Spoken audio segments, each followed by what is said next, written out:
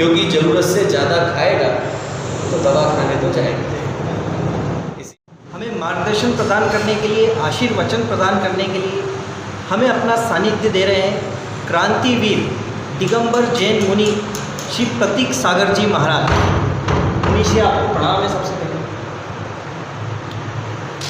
जैसा कि आपके नाम में ही क्रांतिवीर लिखा हुआ है, तो आखिर जीवन में व्यक्ति ऐसा क्या करे कि क्रांति पैदा हो जाए?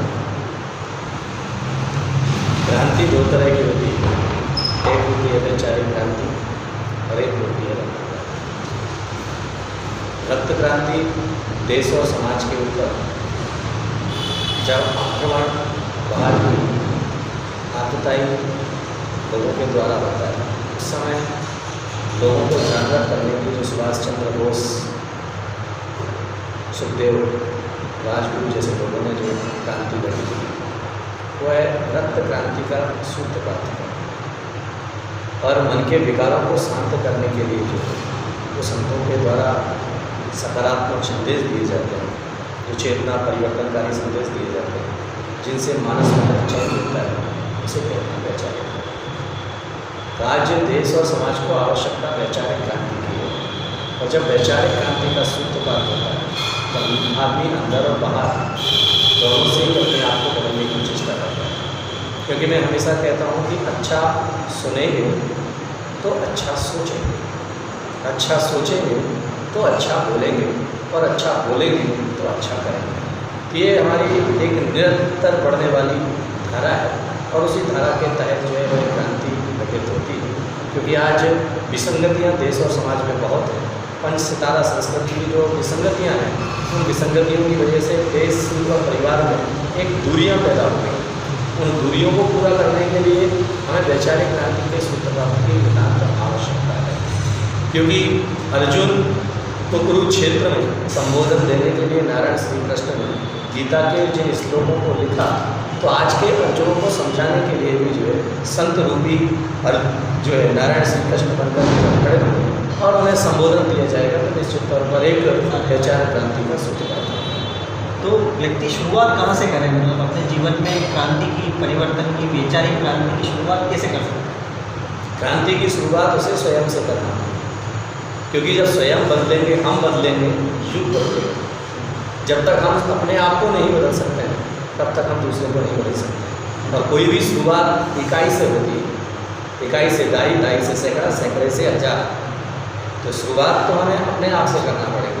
और जब अपने स्वभाव को, अपने नेचर को, अपनी मानसिकता को बदल सकते हैं, तो हम दूसरे की भी मानसिकता को बदल सकते हैं। अच्छा, ये जो पूरा कालखंड जो चला महाराज जी, इस पूरे कालखंड के बारे में आपका क्या विचार है? जो कोरोना या जो भी इस तरह का अभी जो 7-1.5 साल से चल रहा है, इसको लेके आपका क्या मानना है? मेरा मत तो केवल इतना सही है कि हमारे अंदर जो विकार पैदा हुए थे, हमने भारतीय संस्कृति को छोड़ करके पाश्चात्य संस्कृति का जो अनुसरण किया था, उसके परिणाम ये हमारे सामने आए। हमारे ऋषि मुनियों ने पहले से ही जो भारतीय संस्कृति और भारतीय सभ्यता का जो प्रचलन दिया है, उसके आधार पर अगर हम जीते रहे तो शायद ये विकृतियाँ हमारे देश और समाज में पैदा ना हो। क्योंकि जैसे हमारे प्राण मूल्यवान हैं, वैसे ही उन जीवों के भी प्राण मूल्यवान हैं, जिन्हें हम सताते हैं, जिन्हें अपने स्वार्थ की खातिर उन्हें मौत की घाट उतारते हैं। आज भी इस भारत देश में जो है प्राची की प्रथम किरण के साथ जो है अल कबीर जैसे कत्लखानों में 5 लाख निर्जीव पशुओं को जो बेजुबान पशु हैं, उन्हें मौत के घाट उतार दिया जाता है। उन सभी की जब आँखें इकट्ठी होती हैं, तो वह इस तरह की विकृतियाँ देश और समाज के अंदर पैदा करती हैं। हम अपने आप के लोगों को सुरक्षित चाहते हैं, लेकिन दूसरे को भी सुरक्षा प्रदान करना हमारे देश का संविधान का, हमारे देश की संस्कृति रही है। इसीलिए तीर्थंकर महावीर ने कहा, जियो और जीने दो। तो स्वयं भी जियो और दूसरे को भी जीने का हक दो।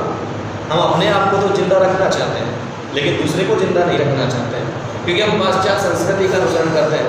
पाश्चात्य संस्कृति कहती है कि विश्व एक व्यापार है, उसमें केवल इंसान को जीने का अधिकार है, जबकि भारत की परंपरा कहती है कि विश्व एक परिवार है, सभी को यहाँ जीने का अधिकार है। तो महाराज जी, मैं एक और जानना चाहूँगा कि आप इतनी त्याग तपस्या का जीवन जीते हैं, तो हर व्यक्ति को निरोगी रहने के जो ये रोग आए हैं, इन रोगों से दूर रहे, इस तरह के रोगों से दूर रहे, इसके लिए आपका क्या संदेश है?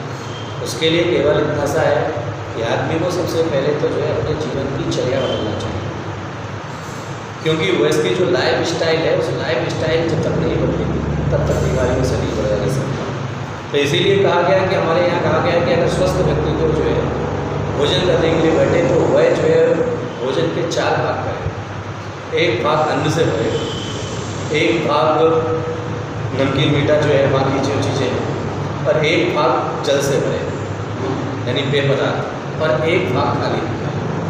क्योंकि ज़रूरत से ज़्यादा खाएगा तो दवा खाने तो जाएंगे, इसीलिए तो कहा गया जो दवा दबा के खाता है वो दवा खाने जाता है।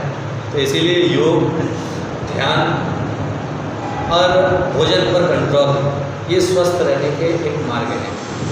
क्योंकि सुबह लेट सोकर भी उठना, रात में लेट सोना, ये सबसे बड़ा हमें बीमारी का कारण है। दूसरा जो है दूसरे की चिंताओं को अपनी चिंता बना लेना, ये दूसरा कारण है आदमी की बीमारी का। और तीसरा असंतुलित भोजन करना। तो ये 3 चीज़ें हैं। 3 चीज़ों पर अगर आदमी सुधार कर ले तो शायद मुझे नहीं लगता है कि उसे जो है बीमारियों का इतना सामना करना पड़े। बीमारियों का सामना उसे जब ही करना पड़ता है कि जब वह असंतुलित जीवन जीता है, असंतुलित व्यवहार करता है और असंतुलित ही भोजन करता है। तो हर चीज़ का संतुलन होना जरूरी है स्वस्थ रहने के लिए। बहुत अच्छे सूत्र महाराज जी आपने दिए हैं, और मैं मानता हूँ कि आहार की जो चर्या है वो तो दिगंबर जैन परंपरा में जो आपके नहीं, वैसे भी जो है भारत की संविधानिक कहती है कि simple living is high thinking, साधारण जीवन और उच्च सोच। तो ये दोनों चीज़ें जो है आदमी को आगे बढ़ाने में बहुत महत्वपूर्ण स्थान है। पर कितना भी विचार करने पर जब वापस से संसार में जब जाता है व्यक्ति तो वही आपाधापी और वही चकाचौंध और प्रतिस्पर्धा उसको अपनी तरफ खींच लेती। तो ये नियंत्रण काफ़ी संतुलन, आपने संतुलन के बारे में कही। तो और कोई संदेश महाराज जी आपका जो हमारे दर्शक हैं या जो भी सुनने वाले हैं, आपका और क्या संदेश है कि ऐसा परिवर्तन होना चाहिए? मेरा तो केवल कहना इतना सही है कि अपने जीवन को अगर जीना है तो वर्तमान के जीवन को देख करके जिए। भविष्य में क्या होगा इस बात की कल्पना ना करें। इसीलिए जो है हमें भविष्य की चिंता हमेशा जो है रसातल की तरफ ले जाती है, और वर्तमान में जीना जिंदगी को स्वर्ग में तब्दील करता है। क्योंकि आज जो है जिस दौर से देश गुजर रहा है, उस गुजरते हुए देश में केवल एक ही चीज़ है कि आज अगर हम सुरक्षित हैं तो हमारा कल अपने आप सुरक्षित हो जाएगा, और आज ही हम जब सुरक्षित नहीं हैं तो कल को हम सुरक्षित नहीं कर सकते। तो इसीलिए काल करे सो आज कर, आज करे सो अब, कल में बढ़ रहे और करेगा तब। लेकिन आज की लोग जीते हैं कि आज करे सो काल कर, काल करे सो परसों, और जल्दी जल्दी क्या करता है, पड़े हुए हैं बस। अभी तो बहुत साल हमें जीना है, और बहुत साल जब हमें जीना है तो अभी क्या करने की ज़रूरत है, जो है कर लेंगे। तो याद में रखना, जो प्राप्त है वह पर्याप्त है। बस ये सूत्र अगर ज़िंदगी में उतर जाए कि जो मुझे प्राप्त है वह पर्याप्त है, तो आदमी 1000 परेशानियों से बच जाएगा। लेकिन आदमी सोचता है और के चक्कर में उसके जीवन की शांति समाप्त हो जाती है। तो याद में रखना कि शांति है तो सब कुछ है, और शांति नहीं है तो सब कुछ भी नहीं है। इसीलिए पदार्थ सिर्फ हमें साधन दे सकते हैं, लेकिन हमारे मन की शांति की निष्ठा को नहीं बढ़ा सकते हैं। और शांति की निष्ठा को अगर हमें बढ़ाना है तो उसके लिए तो जो है हमें अपने जीवन को इतना मृदु और इतना सरल बना करके जीना है। जिस तरह से पानी सरल है, तरल है, तो उसे स्थान बनाना नहीं पड़ता है।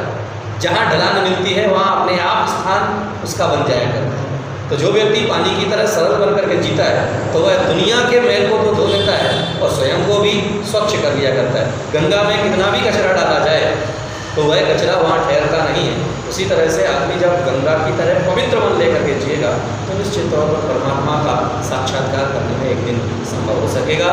इसलिए जो है पंच सितारा संस्कृति से हम बाहर निकले और पूर्वी संस्कृति का अनुपालन करते हुए हम अपने जीवन को जिए।